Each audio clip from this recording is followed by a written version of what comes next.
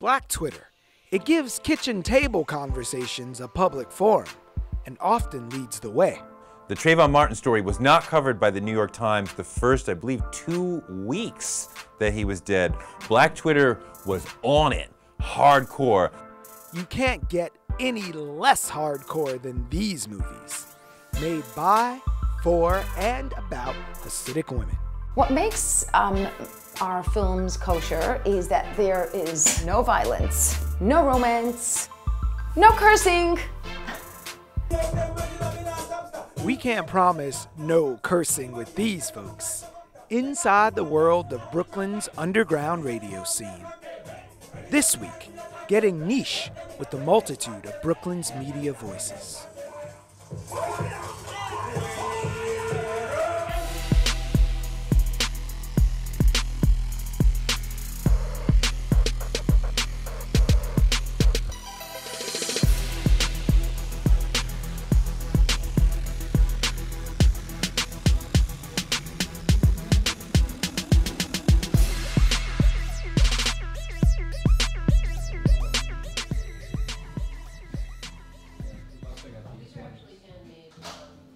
2012 was a banner year for magazine publishers, with some 7,390 consumer magazines being circulated throughout the American market.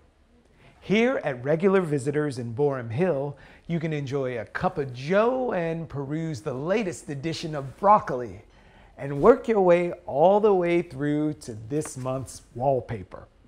There's bound to be something to pique your interest outside of ESPN, the magazine, People, and National Geographic, America's top 3 magazines. Something like Monocle, a global briefing covering international affairs, business, culture, and design. But what is it that makes Monocle niche and Marie Claire mainstream? Being popular can't be the only metric. As a matter of fact, the most widely circulated magazine in the world has Brooklyn roots, with a print run of 42 million copies distributed throughout 236 lands. But you'd probably be hard-pressed to find a copy of The Watchtower at a corner newsstand.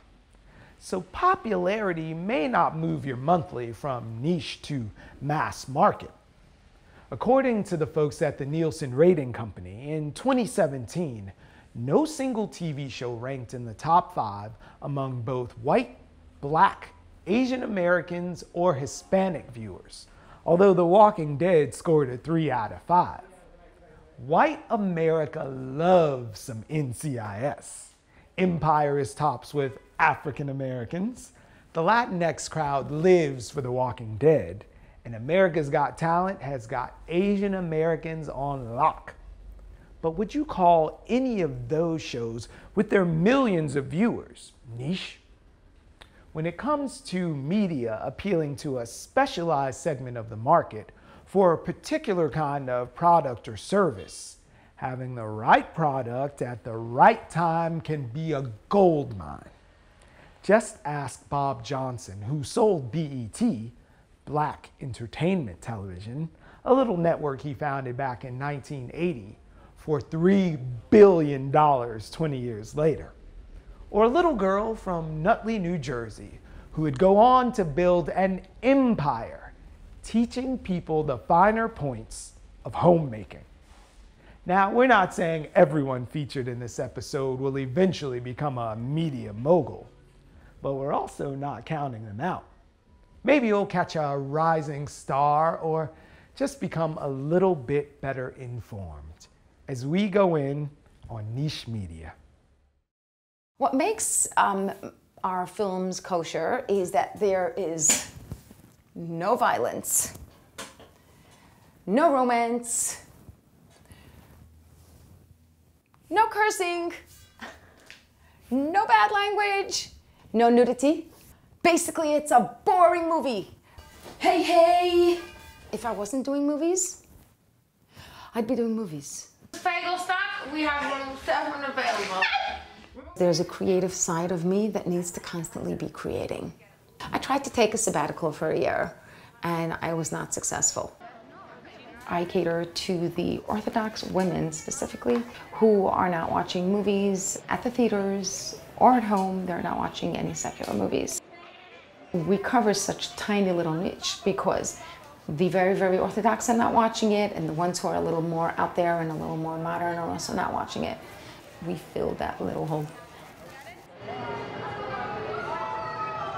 I don't shoot my own movies. I leave all the cinematography to Jared. I can't focus on that when I'm on set because I'm busy being a director. Do this conversation again. Yeah, I think so too. No, we're going to do it again, but from another angle. Yeah. I've been working with Melky for 5 years now.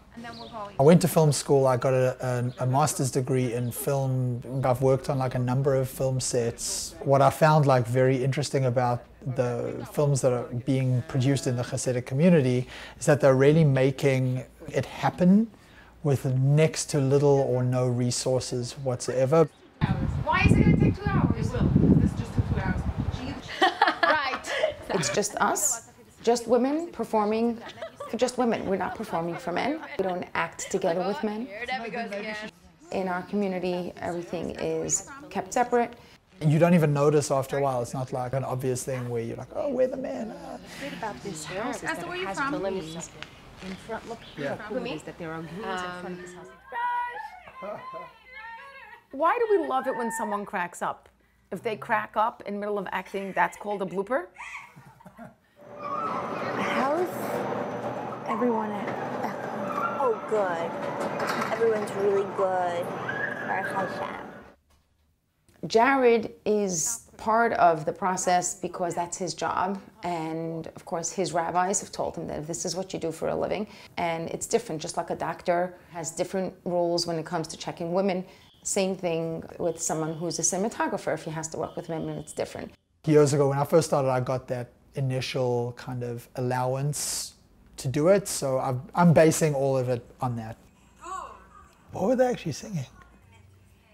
Alexander Hamilton, yeah. What is Alexander Hamilton? Oh my gosh, Hamilton is a Broadway musical that is so expensive, and you can't even get tickets even if you wanted to, and they're running for... Because of the concept of like modesty in the community, and I had to be even more so meticulous than I ever was before. Because if we shoot something and like a knee is showing, we're actually not allowed to use the footage. So we know from experience.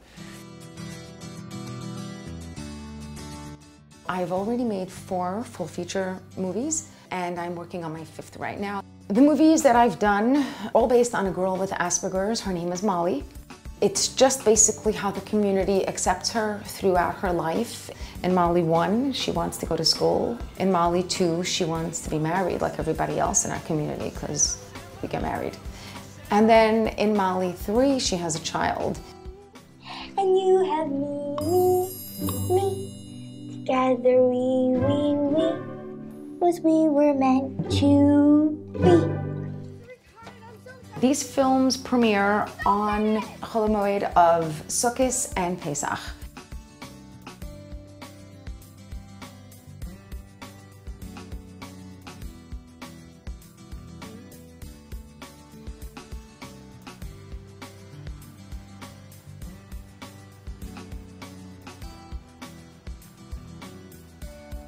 We usually screen the movies twice, and after we screen it twice, it usually gets put on DVD and it sells in all the stores, wherever there are Orthodox Jewish people. And nobody ever got sick? I make a basic assessment of how many women and girls have watched the movie itself, and then when it comes out on DVD, I would say somewhere between 40 and 50,000 women and girls that have watched my movie. This little girl's mother looks like she does not have it all together. The place is clean. The fridge is stocked. I don't see any signs of neglect. But we already have reason to have this child removed from her care. Or worse yet... I always cover, though. A Jewish movie that covers its costs is automatically successful because of the small amount of people that are coming out to watch it. Take a child away without calling me first. Why didn't you call me first? I'm the guardian. You call. You make a phone call. You don't just take a child away. I just finished watching Molly 3. It was amazing, very entertaining, and I think it had a great lesson, with it. I saw in Molly Somali 1, Somali 2, Somali 3 a few times. They also teach great lessons, and they're very entertaining, and they're a lot of fun, and they mean so much.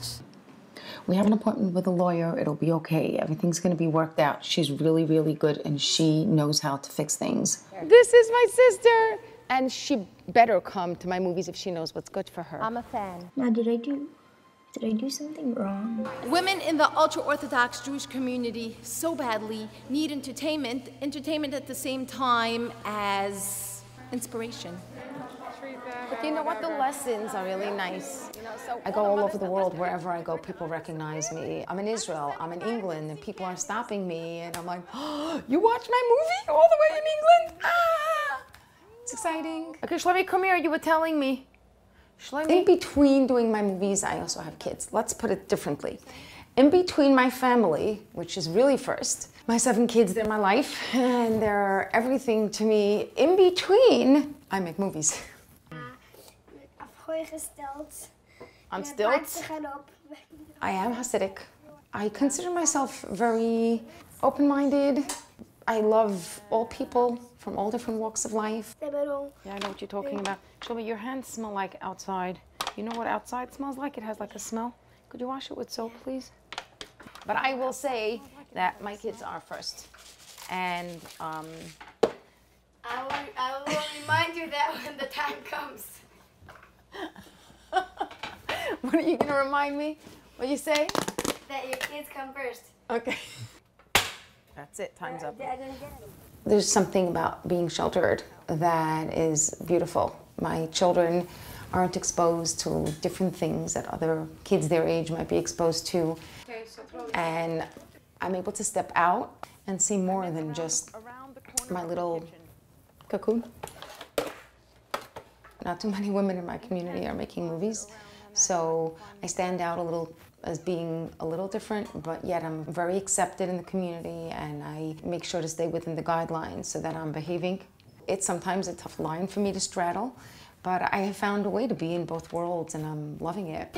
Calling the case of Child Protective Services versus Molly Bergen. I just feel like if you have talent, you're supposed to use it. Suppressing what you were meant to do just backfires. It backfires for everybody. As Asperger's has a very wide spectrum. In Molly's case, it has never impeded her ability to be a good mother to Rosie. There have never been any problems reported. I have no motivation to be big or to be out there. That's not what it is for me. It's my calling. God said you can do this, and the community needs this, and you're gonna do it. And I said, I'll do it.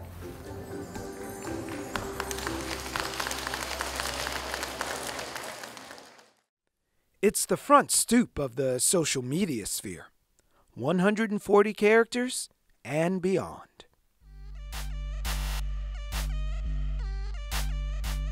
Have you heard about Black Twitter? If you haven't, press pause and take your DeLorean back to 2006, when Jack Dorsey and his cohorts created a social network where people from around the world, save for Iran, China, and North Korea, could share news, ideas, and help white boys from Reno get free chicken nuggets. 140 characters at a time. 3 years into the Twitter experiment, hashtag That's African became a trending topic and a point of contention.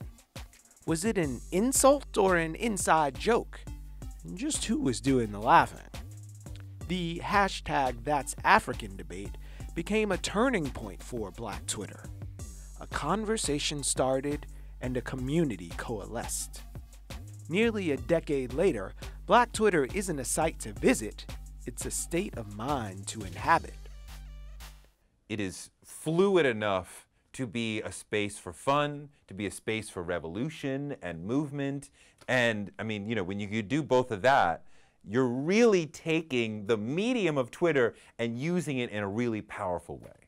And the phenomenon pushing past definition into scholarship. I wonder why in this day and age, as we sit here now, Twitter is something worthy of study, and furthermore, Black Twitter as its own special phenomenon. Specifically with Black Twitter, Unlike with Black media in the past and even Black centers of conversation, be they churches, mosques, the hair salon, the barber shop, the street corner, Twitter offers an opportunity for people to listen in, to be part of the conversation, and to learn from the conversation in ways that they couldn't before. So instead of having to go out and pick up an Essence magazine to find out what Black women were interested in, or instead of having to search for the Black Weekly in your neighborhood, you can see the conversation unfolding right in front of you. There's a certain intensity to this community. There's a freedom with language. There's an interesting sort of discussion in public of things that are not normally discussed in public. Kitchen table talk. Yes, the N-word is used a certain way. Certain perspectives about white people are aired in a way that may be shocking to white people because these are inside conversations that suddenly we're having outside. Okay, so doctor, we've been asking people, what is Black Twitter? You took it a step further and said, who is Black Twitter? So initially, I conceptualized Black Twitter as a series of networks of Black people using social media technology to communicate about issues of concern to Black communities. You can look at the reporting on Botham Jean in Dallas and his shooting, and then the character assassination that took place after that. You have mainstream media putting out one narrative about this young man. And then you have Black Twitter that is in real time able to contradict this narrative, able to offer up pieces of history about the Dallas Police Department, about this young man himself, about the community that he came from. And so they're presenting this working counter narrative at the very same time to make sure that this young man is not slandered in his death, that he is not blamed for his death. And that's what Black Twitter is. It is a source of digital counter-narrative where Black narratives are concerned. The Trayvon Martin story was not covered by the New York Times the first, I believe, 2 weeks that he was dead. Black Twitter was on it, hardcore. I'd be like, yo, I'm going on MSNBC with Tamron Hall to talk about such and such, and I'd get deluged, like, talk about Trayvon Martin, don't talk about anything else, like, interrupt the conversation and talk about Trayvon. And just sort of the discussion around all these sort of people, Rakia Boyd, Michael Brown, others, has been super amplified by Black Twitter. What about this notion of the sort of Black Twitter CSI? If there is someone who did something that anyone in the nation finds offensive, we're gonna go and find where they live, where they work, who they are, and put them on blast. Black Twitter and various allies have been, you know, definitely calling out certain people, Permit Patty, Barbecue Becky, you know, blowing up videos, making them look foolish. It's definitely been a powerful way of shaming people when there was a mass sense that somebody should be shamed. And, you know, part of the power is in the numbers, right? I mean, like, one big tweet might make some difference, but when it's amplified and then when it's tagged onto lots of people saying similar things, agreeing, and the idea is spreading, that is really powerful. From hashtags that reframe the world to memes that make you wonder who has the time, Black Twitter is a thing. And we're here for it. Antennas in the air, mics underground. Inside Brooklyn's Pirate Radio.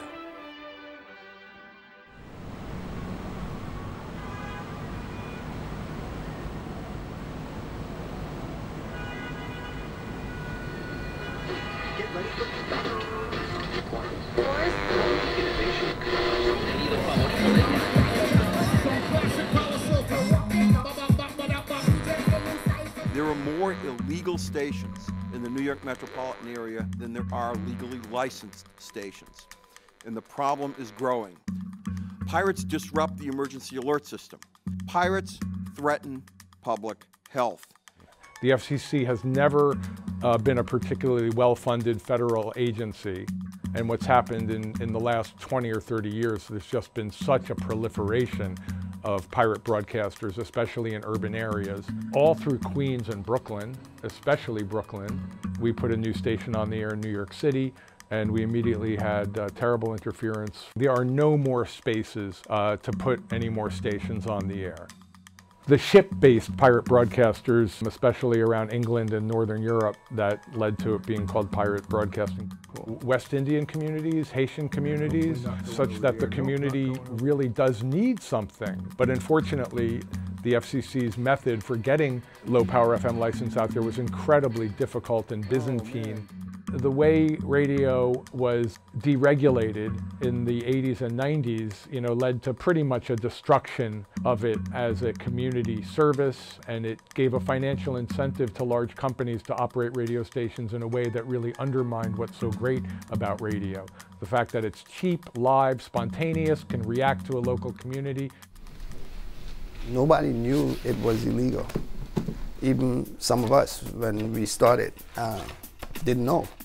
You would pick a dial that it was primarily free, and that is where you would establish. Whether it be one in between two major stations or whatever, that little spot right in the middle. I'm a licensed broadcaster, and if I was doing what the pirates are doing, I would be put in jail. But even the enforcement action that the FCC takes against pirates is incredibly ineffectual. They can issue fines, but they have no enforcement mechanism for collecting those fines, and there are no consequences if the fined pirate broadcasters just don't pay the fine. They can confiscate the equipment. So that's really all they can do, but the equipment is so cheap. How the authorities would approach underground back in the day to how they would approach it now is like here and here. Whereas, before it used to be like on a consistent basis, they're coming, there's these summonses going out. It was a way for people of Caribbean descent to have their voices heard. If you've been to the Caribbean and how radio is in the Caribbean, that's how people get their music out.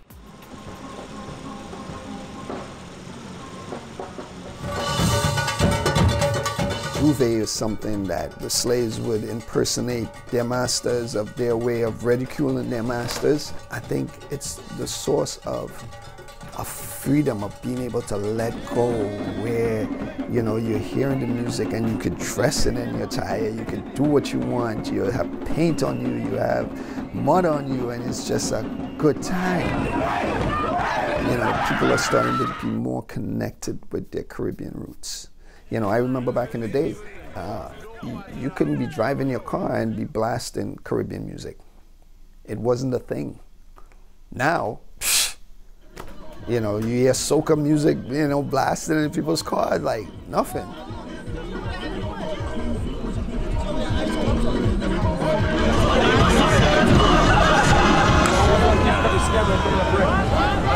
You didn't hear my mouth? I heard your mouth. I know you did. What's up, family?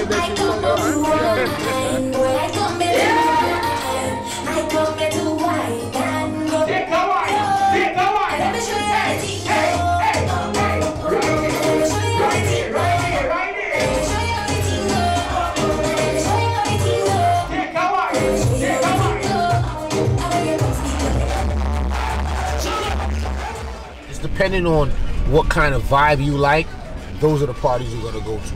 A lot of people survive off of this. It's like another income for a lot of people, and that's what really makes it big. They use this money to repair their houses and, pay bills and plan trips, among other things.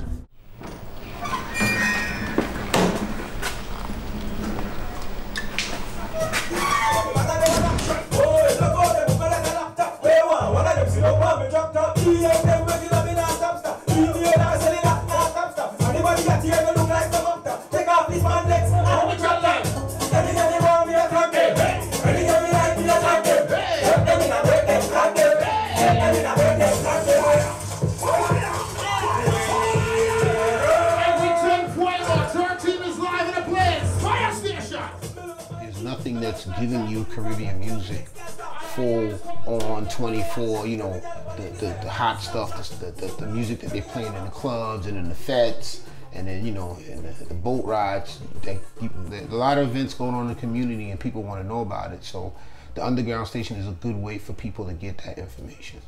There's no one else promoting us, so we have to promote ourselves. 104.7, right? Oh, he said, you see, he's 99. We on the fire station, some of those other radio stations. Anybody you guys want to shout? Before we get up out of here, anybody want to give a big shout to 13? Yeah, man, but what big up first of all, King Art Beach Studio. And think about what next event we come out with. The difference between Power, Hot 97, and these underground stations is that we can play anything we want. It's not programmed, you know. They want the numbers to go up. They want songs to get #1.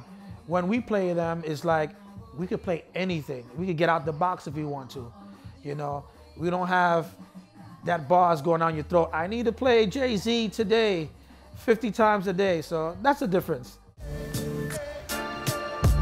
Everyone is listening to them, especially the Panamanian community. They listen to his show. I feel proud of him because he's an inspiration for the young generation that is coming up. I am grateful for my years doing pirate radio. 99.3 the fire station. Like no fire station. These radio stations, they have an impact in the community. We could reach out to people. And to reach out to people in a good way, music brings us together, you know? Even though you lost your job today or got laid off, you could turn into that radio station and listen to me and Nito, and guess what? It bring you joy, you know? Yeah, there's certain risks involved in doing underground radio, but we love what we do. We love this music stuff.